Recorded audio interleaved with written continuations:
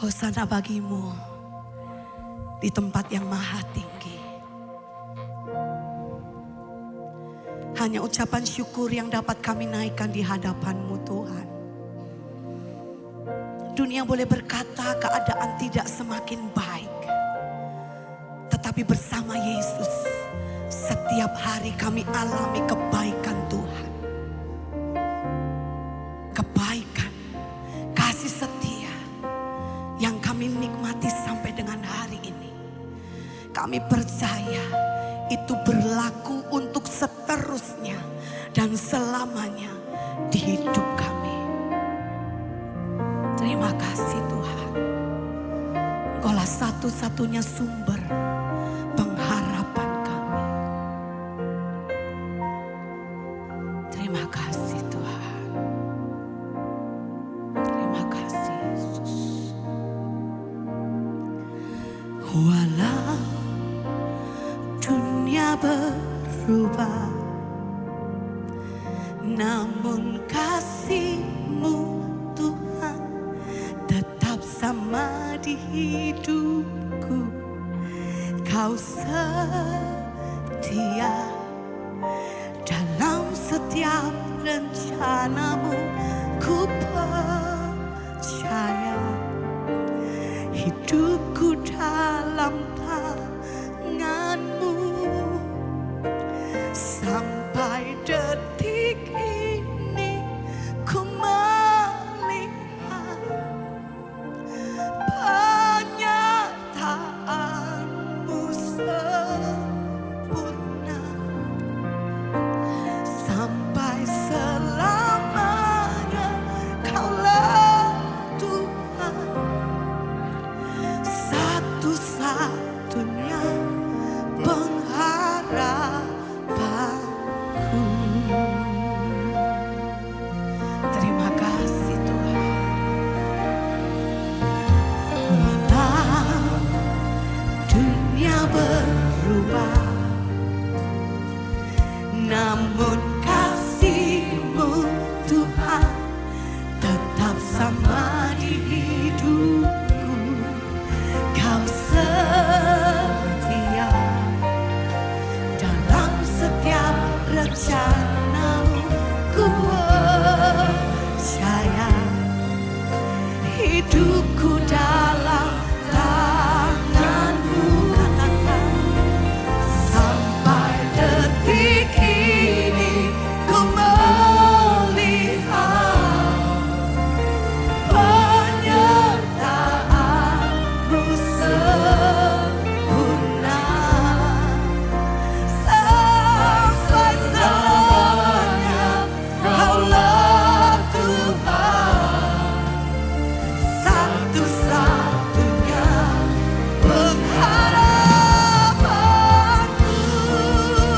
Mari bangkit berdiri bersama-sama di hadapan Tuhan. Sampai detik ini ku melihat penyertaan-Mu sempurna. Sampai selamanya Kaulah Tuhan, satu-satunya pengharapanku. Sampai detik ini ku melihat penyertaan-Mu sempurna. Amin Tuhan. Kaulah Tuhan, satu-satunya pengharapanku. Satu-satunya pengharapanku. Satu-satunya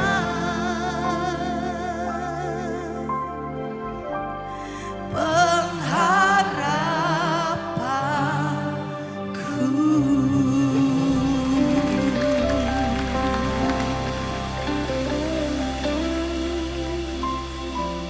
Benar Tuhan, Hanya Engkaulah satu-satunya yang dapat kami andalkan. Pengharapan yang tidak pernah mengecewakan. Janji yang selalu digenapi. Terima kasih Tuhan buat kehadiran-Mu dalam kehidupan kami. Engkau segalanya bagi kami. Satu-satunya, terutama. You are our everything, Lord. Terima kasih Tuhan. Saat ini sampaikan isi hati-Mu. Kami rindu untuk mendengar. Kami percaya setiap firman yang kami terima tidak akan pernah kembali dengan sia-sia. Tapi firman-Mu akan terus bekerja sampai kesudahannya digenapi sempurna atas setiap kehidupan kami yang percaya. Kami sambut berkat-Mu, umat Tuhan yang diberkati Tuhan. Bersama-sama katakan, amin, amin, amin. Puji nama Tuhan. Shalom semuanya. Shalom juga yang di balkon. Ya, hari ini mungkin banyak juga yang liburan, tapi apakah ada yang lebih baik dibandingkan berada di rumah Tuhan sih? Lebih baik 1 hari di rumah Tuhan daripada 1000 hari di tempat lain. Saya percaya kita semua yang hadir pada ibadah siang hari ini, kita adalah orang-orang yang paling beruntung. Kita adalah orang-orang yang diberkati. Percaya katakan amin. Iya. Hari ini ada satu tema kebenaran firman Tuhan yang saya mau sampaikan dengan judul The Reason for the Season. Ya, ketika saya dapatkan rema ini, saya katakan wow, terima kasih Tuhan. Alasan untuk masa ini, kenapa orang-orang itu celebrate Christmas? Kenapa di seluruh dunia itu merayakan Natal? Natal itu identik dengan lampu, terang, terus lagu-lagu yang joyful, lagu-lagu yang penuh sukacita. Saya ingat dulu waktu saya masih kecil, saya kalau jalan-jalan ke mall sama papa, hari Natal itu papa udah mulai nyanyi gini, hari Natal telah tiba, mari kita bersuka gitu saudara.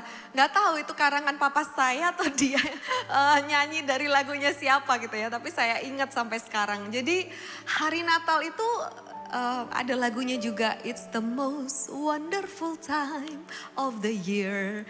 Jadi momen-momen yang paling menyenangkan, wonderful time of the year. Dan bukan hanya di Indonesia, luar negeri, seluruh dunia itu sepertinya celebrate, merayakan Natal saudara. Dan kita mau lihat apa sih alasannya gitu. Why we celebrate Christmas dan apa reason alasannya for this season. Buat masa Natal atau masa ini. Christmas adalah is the season, suatu masa when we celebrate the birth of Jesus Christ. Kita merayakan Natal itu selalu memperingati kelahiran Yesus ke dalam dunia ini. Jadi Christmas is about Christ sebetulnya. Christmas itu tentang Tuhan. Yesus adalah alasan, is the reason for the season. Tetapi apa yang membuat Tuhan Yesus itu mau datang ke dunia ini. Dan Tuhan katakan sama saya, sama kita semua. Nah, you are the reason of this season. Kamulah alasan kenapa aku tuh mau datang ke dunia ini. Saudara dan saya adalah alasan Yesus datang, saudara. Dari surga ke dunia. Dan kita mau melihat dalam Yesaya 9 ayat yang ke-6 firman Tuhan berkata, sebab seorang anak telah lahir bagi kita. Seorang putra telah diberikan kepada kita. Saya garis bawahi kata bagi kita dan kepada kita. Yesus datang ke dunia ini. Siapa alasannya? Apa alasannya? Saudara dan saya adalah alasan untuk momen ini. Dia lahir bagi kita, diberikan kepada kita. Karena itu kita sudah selayaknya bersuka cita. Wow, aku loh alasan ada Natal. Aku loh alasan Yesus datang ke dunia ini, ada Christmas. Dalam bahasa Inggrisnya, for a child is born to us. A son is given to us. To us, kepada kita. Diulang 2 kali. Born to us and given to us. Lahir untuk kita, diberikan untuk kita. Jadi kita adalah alasan Tuhan datang dan hadir di dunia ini, saudara. Satu lagi dalam New King James Version, for unto us. Wow, malah ini di depan ya. Karena untuk saudara dan saya, untuk kita, seorang anak telah lahir, unto us, kepada kita diberikan anak itu. Wow, terima kasih loh Tuhan. Ternyata ini toh alasannya. Ternyata this is the reason of the season. Dan karena itu kita celebrate Christmas. Karena itu kita merayakan Christmas. Kita lihat kembali. Ini adalah kabar baik, saudara.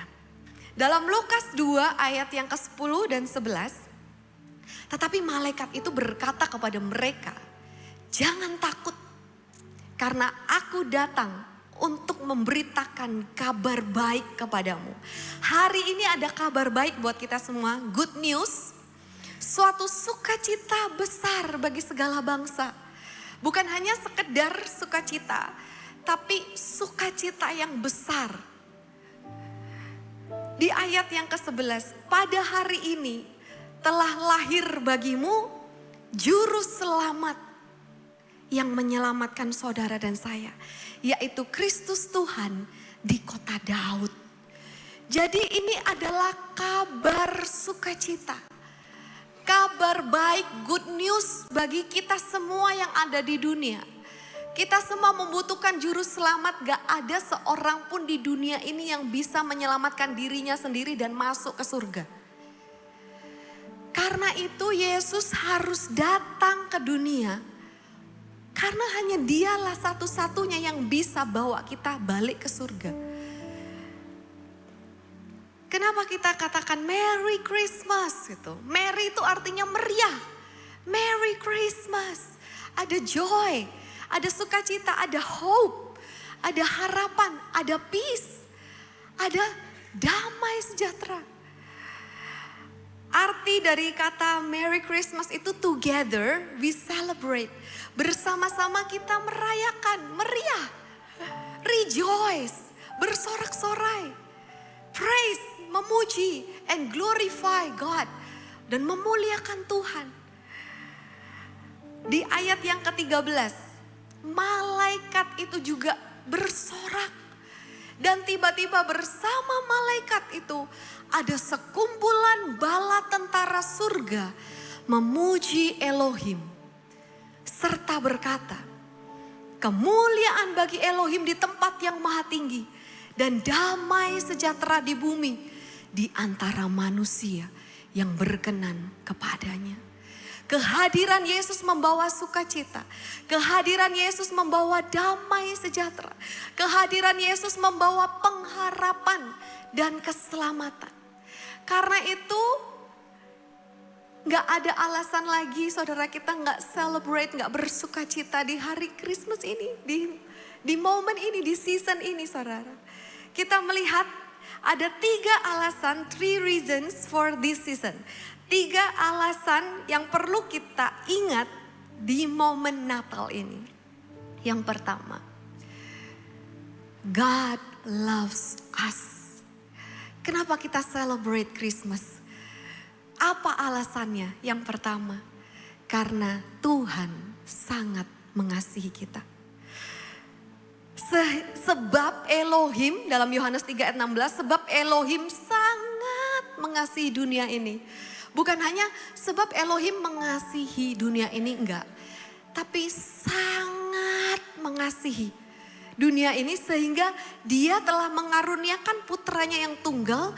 Supaya setiap orang yang percaya kepadanya tidak binasa, melainkan beroleh hidup kekal. Apa alasan yang pertama? Karena God loves us. Tuhan sangat mengasihi kita. Dia memberikan anaknya sebagai hadiah keselamatan, the gifts of salvation. Dan Tuhan memberikan bukti kasihnya. Kasih itu bukan hanya sekedar perkataan, aku cinta kamu, aku sayang kamu, I love you. Bukan hanya itu. Tapi pernyataan cinta itu akan dibuktikan dengan perbuatan dan pengorbanan. Tuhan, Bapa telah membuktikan kasihnya kepada kita karena Dia sangat mengasihi kita. Dalam Yohanes 14 ayat yang ke-6. Kenapa saudara? Karena Tuhan gak menghendaki dunia binasa. Karena Tuhan gak menghendaki setiap anak-anaknya binasa. Karena itu Dia sendiri harus datang. Nyawa harus ganti dengan nyawa. Gak ada yang bisa menebus nyawa kita selain nyawa juga, saudara. Yesus berkata kepadanya, akulah jalan, kebenaran dan hidup. Tidak seorang pun datang kepada Bapa jika tidak melalui aku. Hanya Yesuslah satu-satunya jalan. Satu-satunya cara yang bisa menyelamatkan kita harus yang punya surga turun ke dunia untuk bawa kita lagi ke surga. 1 Yohanes 4 ayat 9. Dalam hal ini kasih Elohim telah dinyatakan di dalam kita. Karena Elohim telah mengutus putranya yang tunggal ke dunia supaya kita dapat hidup melalui Dia. Yesus datang untuk memberikan kita hidup dalam segala kelimpahan. Ya, orang di dunia semua mungkin bisa hidup, tapi gak benar-benar hidup. Mungkin hidupnya merasa pas-pasan. Hidupnya merasa gak benar-benar penuh. Hidup hanya sekedar hidup. Tapi hanya Yesus yang bisa memberikan kehidupan sejati itu dalam kehidupan kita. Dia datang supaya kita yang harusnya mati, kita bisa dapatkan hidup kekal dan bersama dengan Tuhan. Mari kita sampaikan dan sebarkan good news ini, kabar baik ini saudara. Supaya bukan hanya kita yang tahu ini, tapi orang-orang di sekitar kita tahu. Caranya gimana ya Pastor? Minta sama Tuhan. Tuhan pasti kasih kita kemampuan untuk memberitakan kebenaran ini. Besok tanggal 25 juga ada baptisan. Jangan lewatkan, mungkin ada keluarga, teman, atau anak-anak, keponaan siapa yang belum dibaptis. Ya, ayo jangan lewatkan momen ini baptisan tanggal 25 Desember itu tanggal cantik. Jadi nggak mungkin lupa kapan baptisnya tanggal 25 Desember. Segera daftar yang belum baptis ya. Siapa aja yang saudara ingat gitu, Tuhan Roh Kudus akan menggerakkan siapa yang saudara akan ajak dan undang untuk mengikuti baptisan ini. Karena nggak ada cara lain selain di dalam Yesus. Kita lihat kembali betapa besar kasihnya kepada kita dalam Roma 8 ayat 32. Dia yang bahkan tidak mempertahankan putranya sendiri, melainkan telah menyerahkannya untuk menggantikan kita. Bagaimana Dia tidak akan menganugerahkan segala sesuatu kepada kita bersama dengan Dia. Kalau yang terbaik saja itu diberikan sama kita, apakah yang lain masih ditahan sama Tuhan? Enggak mungkin. Jadi percayalah saudara, Dia mau dan Dia mampu untuk menganugerahkan semua yang saudara butuhkan di dalam Dia. Katakan amin, berikan tepuk tangan bagi Tuhan kita. Dan bukan hanya God itu loves us, tapi Tuhan juga menjadi sama dengan kita. God likes us, supaya Dia merasakan apa yang kita rasakan. Segitunya Tuhan itu sayang sama kita. Saya beberapa waktu yang lalu sempat ikut Christmas lunch, makan siang bersama ibu-ibu gembala. Ada Pastor Hana, kemudian ada istrinya Pastor Arifin, ada Pastor Esther Sulaiman yang sudah senior, dan banyak istri-istri hamba Tuhan yang lain. Saya yang paling muda, saya teman Ibu Hana gitu ya. Terus Tante Vivi, istrinya Pastor Arifin itu cerita gitu. Saya mau kesaksian, mau sharing. Oh ya silakan. Terus saya dengarkan ceritanya. Iya, kita itu baru pulang dari Kalimantan katanya. Nah di Kalimantan itu, wah tempatnya jauh. Kalau naik mobil itu 1 jam ke perjalanan situ geronjalan katanya. Nggak berhenti. Bukan geronjalan nanti lancar, geronjalan lagi enggak. Tapi geronjalan itu terus menerus 1 jam. Katanya gini, kalau itu ibu hamil, aduh bisa-bisa keguguran kali katanya gitu. Karena jalannya itu bergeronjal jelek banget. Sampai di sana saudara sangat sederhana. Gak ada AC, gak ada cermin, kaca itu loh gak ada saudara. Dan juga gak ada kloset. Jadi toiletnya itu yang jongkok gitu. Padahal ya beliau berkata, Pastor Arifin itu baru operasi lutut katanya. Dan dia gak bisa jongkok. Sampai dibuatin kursi plastik itu dilubangin seperti toilet, ditaruh di atasnya gitu. Sampai segitu rempongnya, repot gitu kan. Terus mereka itu mikir-mikir ini, iya ngapain ya kita itu udah usia kok kesini, mau ya yang muda-muda gitu loh. Ya saya tahu sih saudara, karena Pastor Arifin itu dulu satu kampus sama papa saya di ITS, papa saya usianya 71. Nah Pastor Arifin sekitar segituan ya, unda-undi sama papa saya sekitar 70-an itu. Ya betul juga sih kalau misalnya kepikir seperti itu ya ngapain ya udah usia masih pergi jauh-jauh ke pedalaman gitu untuk merintis gereja di sana. Dan ketika Tante Vivi itu bilang gini, aku mulai inget-inget gitu. Aduh enak ini kamarku yang di Bali gitu, rumahku yang di Bali. Duh kalau di sini tuh panas, kalau siang panas banget, kalau malam itu dingin banget. Gak ada cermin, gimana repot gitu kan. Nah terus waktu malam-malam santai, Pak Arifin itu sambil lihat-lihat Instagram.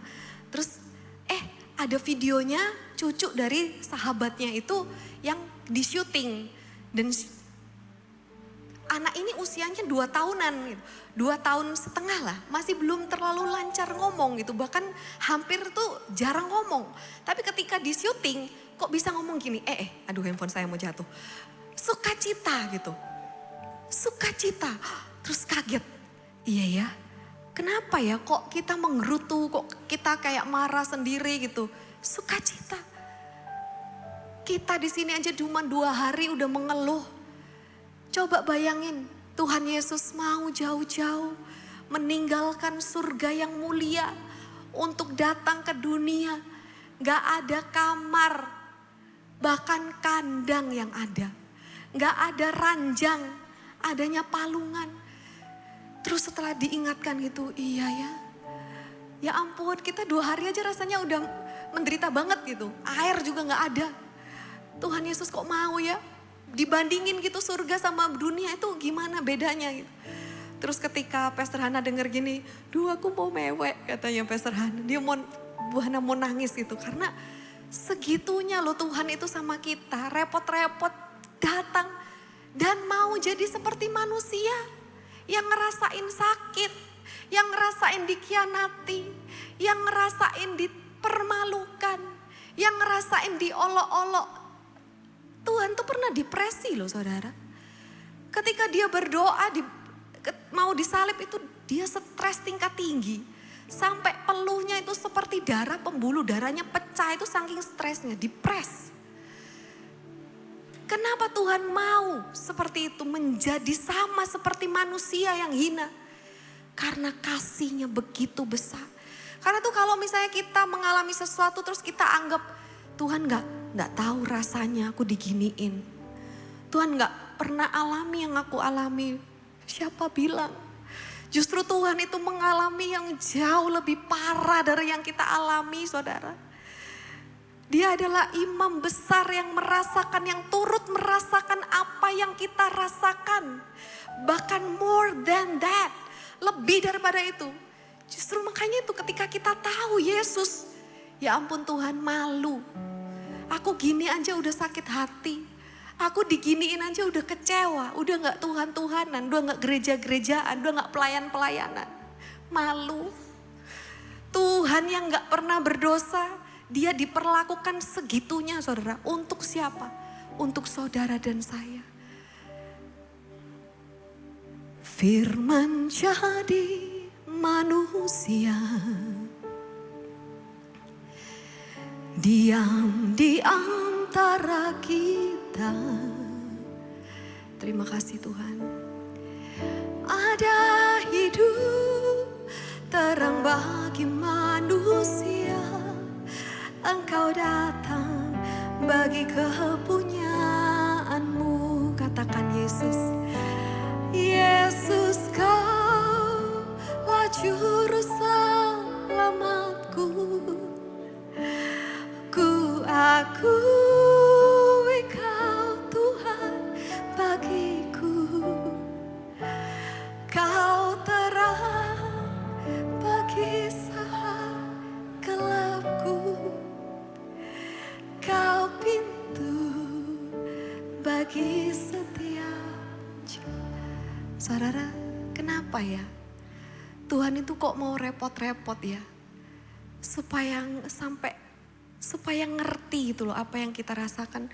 Bahkan saya sering berpikir ya saudara, saat kita menangis, sebenarnya Tuhan tuh juga sedang menangis. Saat kita bersedih itu sebenarnya Tuhan juga bersedih. Karena Dia Tuhan yang turut merasakan, Dia Tuhan jadi manusia. 100% Tuhan, 100% manusia. Dan manusianya Tuhan ini ya sampai kekal loh. Nanti kita akan ketemu Tuhan di surga, kita lihat loh. Tangannya yang berlubang karena paku.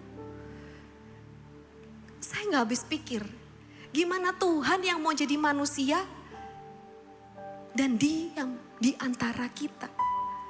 Dia yang berfirman, Dia juga yang menggenapi firman-Nya.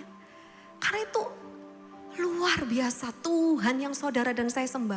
Gak ada Tuhan selain Tuhan Yesus. Berikan tepuk tangan bagi Tuhan kita, amin saudara. Itulah alasannya kenapa kita celebrate, kenapa kita bersuka cita. Karena begitu besar kasihnya kepada kita, karena God loves us. Yang kedua, alasan kenapa kita celebrate Christmas. Karena God with us. Tuhan bersama dengan kita. Orang mungkin sering bertanya, di mana sih Tuhan itu? Orang anggap Tuhan itu jauh di sana, di surga. Padahal enggak. Tuhan sering katakan sama kita, aku bersamamu nak. Aku selalu ada bersamamu. Kiri kananku ada Tuhan. Sekelilingku ada Tuhan. Dalam hidupku ada Tuhan. Yesus selalu bersamaku. Tuhan itu selalu ada loh bersama dengan kita. Jangan pernah lagi nanya, di mana ya Tuhan? Aku di sini, aku bersamamu. Kata Immanuel itu disebutkan 3 kali di Bible. 2 kali di Perjanjian Lama dan 1 kali di Perjanjian Baru. Di kitab Yesaya pasal yang ke-7 dan pasal yang ke-8. Sebab itu Tuhan sendirilah yang akan memberikan kepadamu sebuah tanda. Sesungguhnya seorang perawan akan mengandung dan melahirkan seorang putra. Dan dia akan dinamakan Immanuel. Kemudian di pasal 8 ayat yang ke-8. Dan dia akan melanda Yehuda bagaikan banjir yang meluap-luap sampai mencapai leher. Dan pengembangan sayap-sayapnya akan dipenuhi. Akan memenuhi lebarnya negerimu. Ya Immanuel. Lalu di Perjanjian Baru sekarang di Matius 1 ayat 23. Lihatlah, seorang perawan akan mengandung dan melahirkan seorang putra. Mereka akan menamai dia Immanuel yang artinya Elohim beserta kita. Immanuel ini berasal dari kata Ibraninya. Kalau mau dibagi menjadi dua kata itu Imanu dan El. Imanu itu yang menyertai kita, El adalah Elohim. God is with us. Tuhan yang menyertai kita. Atau yang menyertai kita adalah Tuhan. Yang bersama dengan kita adalah Tuhan sendiri, El. Arti Immanuel itu adalah eternal presence. Eternal presence, kehadiran yang terus menerus dan selamanya. Kehadiran yang terus menerus, enggak kadang ada, kadang enggak gitu saudara. Eternal presence. Kehadiran Tuhan itu selalu bersama dengan kita, selalu ada bersama dengan kita. He never leaves us. Dia gak pernah meninggalkan kita. Baru beberapa hari yang lalu saya dari Malang juga. Saya berdua sama Pastor Billy menghadiri acara kayaknya ulang tahunnya Ci Ervin sama Pak Lim, lalu sorenya ada Natal di rumahnya Pak Flores. Ya, tanggal 15 Desember kalau nggak salah. Nah, malamnya saya pulang sama Pastor Billy yang nyetir. Saya udah deg-degan. Pastor Billy tuh kalau nyetir ngebut, saudara. Dan apalagi berdua sama saya gitu. Ya kalau ada Bu Hana mendampingi, Pastor Billy nggak akan ngebut. Tapi ini cuma berdua sama saya udah deg-degan. Dan benar, kecepatannya 170. Jadi kenceng banget ya. Naik jazz, naik mobil kecil di antara truk-truk yang besar. Dan di tol itu pas lenggang, aduh tambah kenceng Pastor Billy ya. Terus saya bilang, yang, hati-hati yang, hati-hati yang, pelan-pelan yang. Pastor Billy bilang gini, kamu mau nyetir? Enggak. Ya udah kalau gitu diem aja. Saudara, saya tahu, saya tegang gini ya. Saya pegangan, saya nggak berani loh ngelirik begini. Saya cuman matanya aja yang ngeliat gitu. Ini berapa? Saya nggak berani mau condongkan badan saya gitu. Saking ngebutnya. Dan itu ngebut nggak cuman berapa menit ya. Itu dari tol sekitar 40 menit itu kayak gitu terus. Syukur pas sebelum saya pulang itu saudara Pastor Stefanus itu menyampaikan ini. Immanuel. Elohim yang menyertai kita. Sepanjang perjalanan saya katakan, Elohim yang menyertai aku. Tuhan yang menyertai aku. Saya katakan dalam hati bercanda gitu ya, Tuhan ini kalau malaikat nututi gak ya, cepetan mana nih sama Pastor Billy ya. Terbangnya malaikat sama setirannya Pastor Billy gitu ya. Ini bercanda saudara ya. Ya tapi pasti cepetan malaikat gitu kan. Tapi Tuhan katakan, aku loh yang besertamu nak. Saya terus kuatkan diri saya terus, sekalipun saya takut saudara. Saya katakan Elohim yang menyertai aku. Tuhan yang menyertai aku. Tuhan yang menyertai aku dalam hati saudara. Terus disuruh diem kan sama Pastor Billy. Tapi gak apa-apa, bagus kata Pastor Billy. Semakin mendekatkan diri kepada Tuhan katanya. Setirannya saudara. Ketika kita tahu satu kebenaran ini, satu jaminan ini bahwa yang menyertai kita itu Tuhan sendiri. Apakah dia Tuhan yang pernah gagal? Apakah dia Tuhan yang mungkin, sorry ya aku lupa. Apakah dia Tuhan yang gak tepati janjinya? Dia Tuhan yang kalah cepat, kalah kuasanya? Enggak, kalau Tuhan yang menyertai kita, saya percaya kita selalu aman bersamanya. Berikan tepuk tangan bagi Tuhan kita, amin. Matius 28 ayat yang ke-20.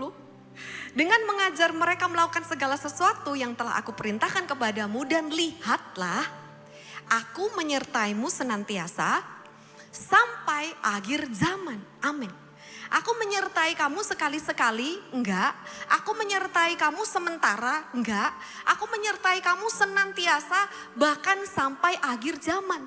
Ini adalah janji Tuhan. Tuhan Yesus berkata, I am with you always, even to the end of the age.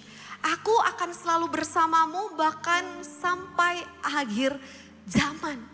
Percayalah, ketika kita memasuki tahun yang baru ini, tahun 2024, ya, firman Tuhan berkata, aku sekali-kali tidak akan pernah membiarkan engkau, dan aku sekali-kali tidak akan pernah meninggalkan engkau, tidak akan pernah. 3 kali diulang, tidak akan pernah, tidak akan pernah, tidak akan pernah. Apakah kita percaya Immanuel, Tuhan beserta dengan kita? Katakan amin. Jangan takut karena aku bersamamu. Yesus cukup bagiku. Kau penyelamatku. Kau kekuatanku. Benar Tuhan. Bagiku Kaulah yang terindah, pribadi yang sempurna. Katakan kau pelindungku, kau pelindungku, Oh, kami aman bersama-Mu Tuhan. Amanku bersama-Mu, bagiku Kaulah segalanya, Tuhanku yang sempurna. Katakan Yesus, Yesus, aku di tangan-Mu. Yesus, aku di hati-Mu. Yesus, Dia Immanuel, Tuhan serta kita. Yesus, Yesus, ku dipegang teguh. Yesus, selalu bersamaku. Yesus, Dia Immanuel, Dia Immanuel. Amin. Tuhan serta kita. Percayalah saat ini, kemanapun saudara pergi, apapun yang saudara lewati, Immanuel, Tuhan selalu beserta dengan kita. Tidak ada yang tidak dapat kita lalui dan lewati bersama dengan Tuhan. Papa saya, kalau WA saya itu selalu Immanuel.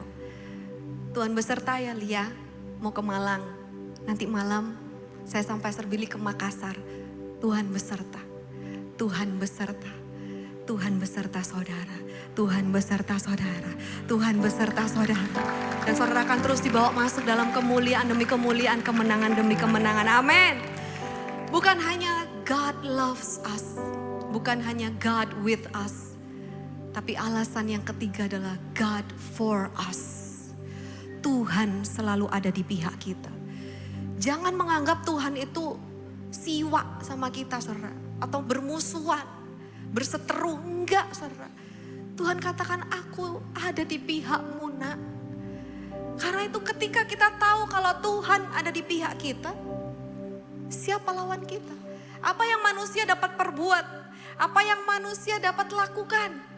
Enggak penting apa yang manusia bisa lakukan. Mau di depan kita, mau di belakang kita.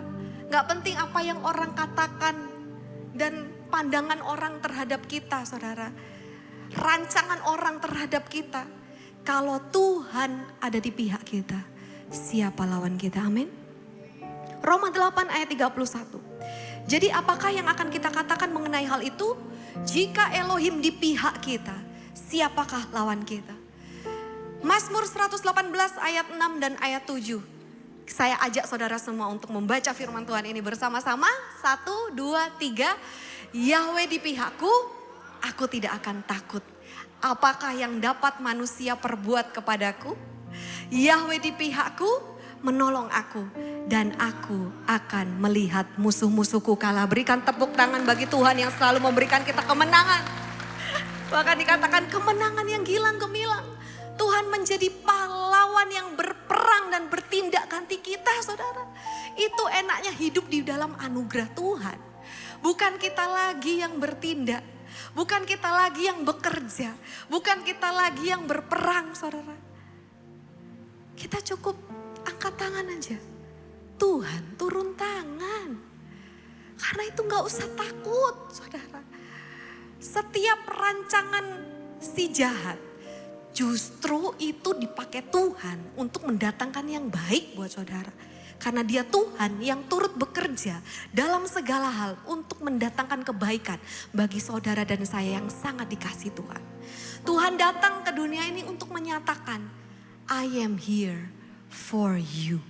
Aku di sini bagimu, nak. Kalau ada orang yang beralih gak setia lagi meninggalkan kita, biasa. Manusia memang begitu.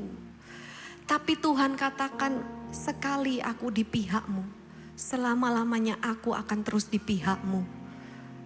Karena itu kita dikatakan more than a conqueror. Lebih daripada pemenang. Tuhan ada di pihakku. Boleh katakan bersama saya, Tuhan di pihakku. Tenang, Yesus penolongku. Terima kasih Tuhan. Tangannya tersedia selalu menopang hidupku. Tenang saudara, gak perlu khawatir, jangan cemas. Tenang, Yesus kekuatanku. Jalan bersama Dia, jalan bersama Dia. Ku pasti menang, ku pasti menang. Katakan Tuhan di pihakku, amin. Tuhan di pihakku, kami percaya Tuhan. Ku tak akan takut sesulit apapun, sesulit apapun. Hatiku tetap percaya, karena yang menyertai kita lebih besar kuasanya. Amin. Katakan mujizatnya, mujizatnya selalu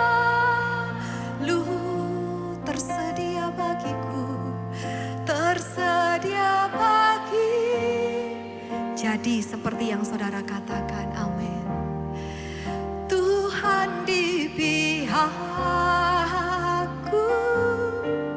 ku yakin dan percaya.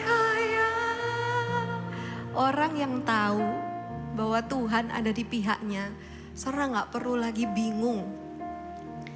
Saudara gak perlu lagi galau. Saudara gak perlu lagi pusing gitu, mikirin ini harus gimana Tuhan.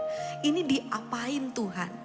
Tenang, karena tahu bahwa Dia selalu bekerja dalam segala hal untuk kebaikan kita. Sebagai kesimpulannya, dan saya undang pemain musik worshipers naik ke atas. We are the reason for the season. Saudara dan saya adalah alasan untuk Christmas ini. Kenapa Dia datang, Dia hadir di dunia. Alasannya Dia datang untuk saudara. Karena itu kita bersukacita. Kita sampaikan kabar baik ini kepada semua orang. Kamu loh alasannya kenapa Tuhan datang ke dunia ini. Karena yang pertama, Tuhan mengasihimu. God loves us. Yang kedua, karena God with us. Karena Tuhan bersama dengan kita. Dan karena Tuhan ada di pihak kita. God loves us. God with us. God for us. Berikan tepuk tangan bagi Tuhan kita. Mari sama-sama kita bangkit berdiri. Kita mau naikkan pujian ini bersama-sama. Tenang, Yesus penolongku. Tangannya selalu menopang, tangannya tersedia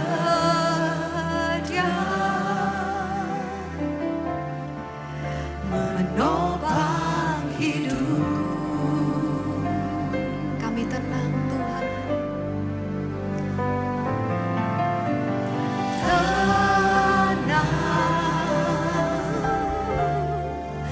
Yesus kekuatanku.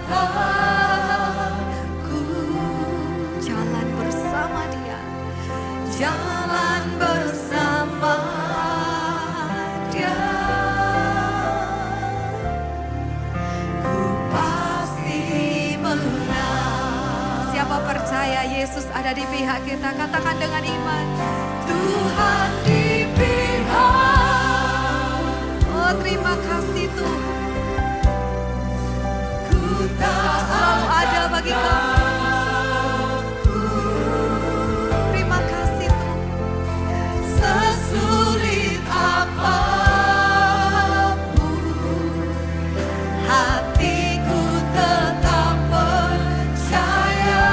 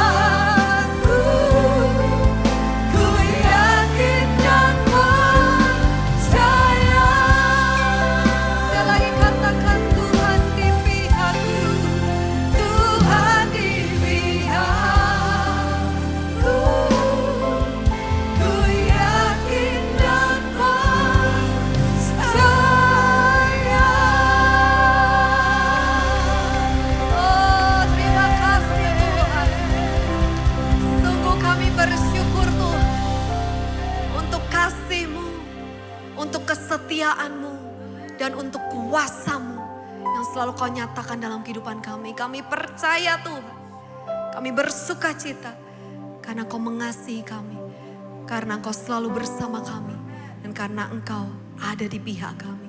Kami bersyukur saat ini. Kami percaya memasuki tahun 2024, kami akan terus berkemenangan bersama dengan Yesus. Kau membawa kami dari kemuliaan kepada kemuliaan yang lebih besar. Bagi Yesus segala kemuliaan sampai selama-lamanya. Berikan tepuk tangan bagi Tuhan yang percaya diurapi dikasih Tuhan. Sama-sama katakan amin, amin. Tuhan Yesus memberkati saudara. Amin.